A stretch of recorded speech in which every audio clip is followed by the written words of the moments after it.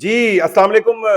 India के अंदर टी20 world cup जारी है और इस टी20 वर्ल्ड कप की जीत फाइनल अब होने वाला है, चंद घंटे बाकी हैं।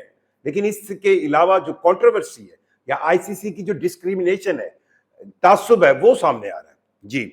और इस तासुब का कहीं ना कहीं जो Narendra Modi Indian prime minister है, उनका जो ख्वाब है 2036 का ओलंपिक्स करवाने का इंडिया में, उसके लिए कितनी गलत साबित होंगी, ये कुछ मैं चाह रहा था आपसे डिस्कस करूं। आपको देखा होगा कि जो डैरन सेमी है वेस्ट इंडीज के कोच, उन्होंने नो डाउट वो किसी तारुफ के मुताज नहीं, वेस्ट इंडीज को टी20 वर्ल्ड कप जितवाने वाले कप्तान, एक बड़ा नाम, उन्होंने ट्वीट्स का एक सिलसिला है जो 2-3 दिन से चल रहा है, उन्होंने मतलब जिसमें वो कह रहे हैं I want to go home, मैं घर जाना चाहता हूं, 6 दिन हो गए हैं, कोई अपडेट नहीं है।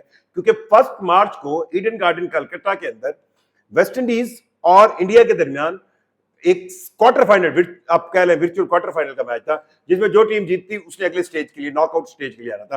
वेस्ट इंडीज वो मैच हार गई 1 मार्च को। ये मैच हारने के बाद वेस्ट इंडीज, अब मैं जब आपसे बात कर रहा हूं 7वां दिन हो गया, वो वहीं पे कलकत्ता में मौजूद है और वो वहां से अभी तक अपने घर वापस नहीं जा सके। अच्छा, ये कहानी एक और टीम की भी है, वो है जनूबी अफ्रीका की टीम। अब जनूबी अफ्रीका की टीम ने पहला सेमीफाइनल 4 मार्च को खेला था न्यूजीलैंड के खिलाफ, और ये भी कलकत्ता के अंदर था।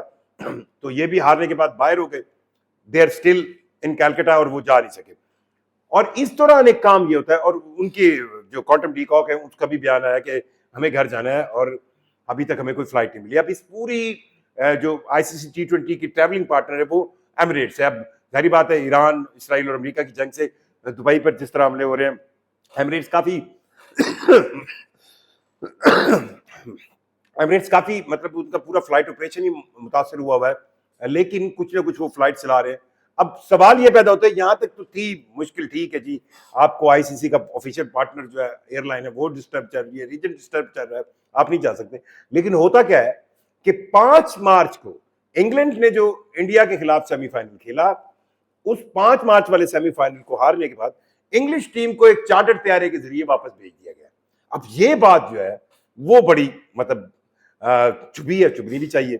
अब डैरन सेमी इस पर प्रोटेस्ट कर रहे हैं, जनूबी अफ्रीका की टीम कर रही है प्लेयर। अब ये आईसीसी का, अब वो इसको कह रहे हैं डिस्क्रिमिनेशन है कि आपने भाई इंग्लिश टीम को तो प्यारा करवा दिया, इंग्लिश टीम ने तो उसको तो आपने फौरी कहा कि ये चार्टर्ड प्यारा है, आप जाएं, आप वापस अपने इंग्लैंड पहुंचे। लेकिन जो टीमें 6-7 दिन से बैठी हैं, जो टीमें 3-4 दिन से बैठी हैं, उनके लिए आपके लिए पास फ्लाइट अरेंजमेंट्स नहीं है, और ये सारी अरेंजमेंट करनी तो आईसीसी ने। अब ये आईसीसी ऑपरेट कौन कर रहा है? जय शाह कर रहे हैं। अब जय शाह की ऑपरेशन में अगर आईसीसी के अंदर टीमों से ऐसी आवाजें आएंगी तो इसका नेगेटिव इंपैक्ट क्या होगा? मतलब अगर सारे बैठे होते तो ये जहन आ रहा होता कि यार कोई फ्लाइट ही मौजूद नहीं है, कोई फ्लाइट ऑपरेशन हो ही नहीं रहा, पॉसिबिलिटी नहीं है, भी इंग्लिश टीम भी बैठी है, जनूबी अफ्रीकन टीम भी बैठी है, वेस्ट इंडीज की टीम भी बैठी है। लेकिन जब पिछली टीमें जो 6-6, 8-8, 10-10 दिन से इंतजार करिए, वो 6-7 दिन तो हो गए ना, दूसरी टीम को 4 दिन हो गए, 3-4 दिन वो इंतजार कर रही है, लेकिन उनके बाद फारिग होने वाली टीम को जो है अपने चार्टर्ड फ्लाइट करवा दी। अच्छा, यहाँ ये भी मसला नहीं, मतलब विद इन इंडिया तो फ्लाइट्स का कोई इशू नहीं है। अगर इनको ये लगता था कि चार्टर्ड तैयारा जो है वो, क्योंकि मुंबई के अंदर मैच हुआ था दूसरा सेमीफाइनल, तो यहाँ से कोई अवेलेबिलिटी ज्यादा थी, या फिर तो वो वहां से भी कलकत्ता से इनको एक लोकल फ्लाइट के जरिए यहाँ से लाकर भेजा जा सकता। लेकिन अब इस मामले ने तूल पकड़ना शुरू कर दी, और ये अब डिस्कस हो रही है, मतलब जनूबी अफ्रीका के अंदर डिस्कस हो रही है, ऑस्ट्रेलियन प्लेयर इसको डिस्कस कर रहे हैं, इसको वेस्ट इंडीज के अंदर डिस्कशन हो रही है, और सोशल मीडिया पर अब ये ट्रेंड कर रही है। और इसकी वजह ये है कि वाकई एक डिस्क्रिमिनेशन लगती है कि आप एक टीम को जो है वो फौरी, जिस दिन उनका मैच खत्म हुआ, एक दिन का गैप दिया और अगले दिन आपने उसको चार्टर्ड तैयारा करवा के दे दिया, और बाकी 2 टीमें जो हफ्ते से बैठी हैं उनकी आप कोई नहीं सुन रहे, यानी उनकी वैल्यू कम है। इस बात को लेके अब आप इसको थोड़े से बड़े पैमाने में देखें, ये सारी चीजें नेगेटिव पॉइंट्स की तरफ जा रही हैं। जब बात होती थी ना पाकिस्तान इंडिया की क्रिकेट सीरीज की या टूर्नामेंट्स की, अभी आप देख रहे हैं ना 2026 का जो वर्ल्ड कप था, ये टी20 वर्ल्ड कप इंडिया को डेडिकेटेड होस्ट था, लेकिन जो पाकिस्तान टीम के वहां पर ना जाने या इंडिया टीम के पाकिस्तान ना भेजने की वजह से हाइब्रिड मॉडल अडॉप्ट किया गया, तो एक आपको एक्स्ट्रा होस्ट चाहिए था। फिर मरते और क्या ना करते, तो फिर इंडिया के साथ श्रीलंका को भी 2026 के वर्ल्ड कप के लिए एक होस्ट कंट्री लाया गया।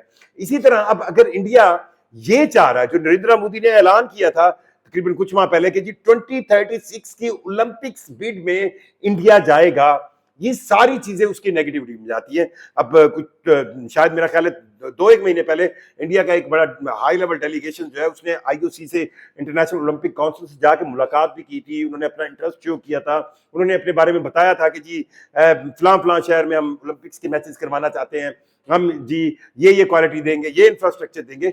लेकिन जो सबसे बाकी चीजें भी काउंट होती है, आपकी आबो हवा कैसी है, आपकी परफॉर्मेंस ओलंपिक्स में कैसी है, फलां फलां। लेकिन सबसे ज्यादा चीज जो काउंट होती है ये होती है कि ओलंपिक्स एक ग्लोबल इवेंट है। इस ग्लोबल इवेंट के अंदर जब दुनिया भर से टीमें आएंगी, क्या आप उनको खुले दिल से होस्ट कर रहे हैं? और अगर आप उनको होस्ट करें तो क्या आप उनको इक्वल अपॉर्चुनिटीज और फैसिलिटीज दे रहे हैं? और अगर आप सोचें तो ये सारे पॉइंट्स नेगेटिविटी में जा रहे हैं इंडिया के खिलाफ। और जो इंडियन प्राइम मिनिस्टर मोदी सोच रहे हैं कि 2036 के ओलंपिक्स की मेजबानी उन्हें मिलेगी, उनके कंपटीशन में कौन कौन है?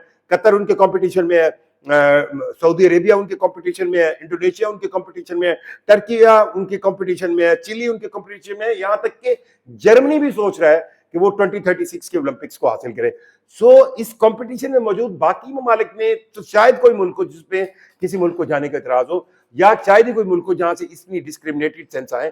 सो आईसीसी का इस टूर्नामेंट के अंदर जो बिहेव है, अब उसमें आप टोटली मतलब आप जय शाह, एक ऐसा मैच नहीं होगा इंडिया का जिसमें आपको जय शाह बैठा हुआ नजर नहीं आया।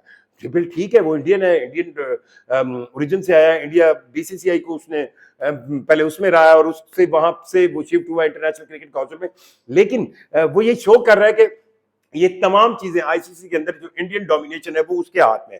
सो अगर ये जो डिस्क्रिमिनेशन आईसीसी की तरफ से की जा रही है, जो लॉजिस्टिक में डिस्क्रिमिनेशन की जा रही है कि ये एक टीम जो है वो हफ्ते से बैठी है और उसके लिए आप कोई इंतजाम नहीं कर रहे और दूसरी टीम को आप चंद घंटों बाद ही चार्टर तैयार करवा के भेज रहे हैं, सो ये काउंट होती है। और आईओसी एक ऐसा फोरम है जिसके अंदर आप तगड़े मुल्क की वाली बात ना करें, एक फीफा और एक आईओसी, ये वो ममालिक है जिस पर ना कोई सुपर पावर असर कर सकती है, ना आप मतलब कितने मसले हुए थे। याद होगा आपको चाइना के अंदर जब ओलंपिक्स हुए थे उस वक्त अमेरिका की तरफ से बहुत रेजिस्ट किया गया था, लेकिन आईओसी जो है वो उसी तरह कायम रही थी। और इसी तरह फीफा है, फीफा भी अपने मामला को क्लियर रखती है।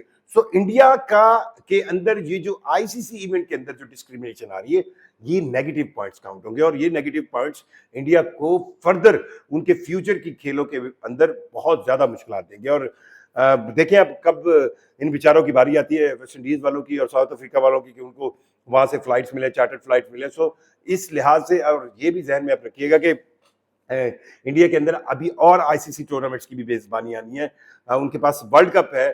सो ये इस तरह का बिहेवियर जो है वो टीमों का, बहुत प्लेयर्स का इस तरह खुलकर सोशल मीडिया पर आना, यानी कि वो इतने तो मुश्किल में है, जिच में पड़े हैं कि उन्होंने इसको सोशल मीडिया पर इस बात को लाया और इस बात को उन्होंने 12 बताया कि भाई हमें मुश्किल है। और डैरन सेमी की तो आप रोज ट्वीट आती है, वन मोर डे, ये वो, I want to go home, बस ये एक तसलसल है। और उस सारे मामले के ऊपर आप कहें ना, जख्मों पर नमक छिड़कने में बात है कि एक टीम जो है वो अभी फारिग हुई और उसको आप चार्टर तैयारी से भेज दें और बाकी टीमें वहीं पर मौजूद रहे। अपनी राय जरूर हमें बताइएगा। मुझे जुल्करनैन शेख को इजाजत दीजिए। अल्लाह हाफिज।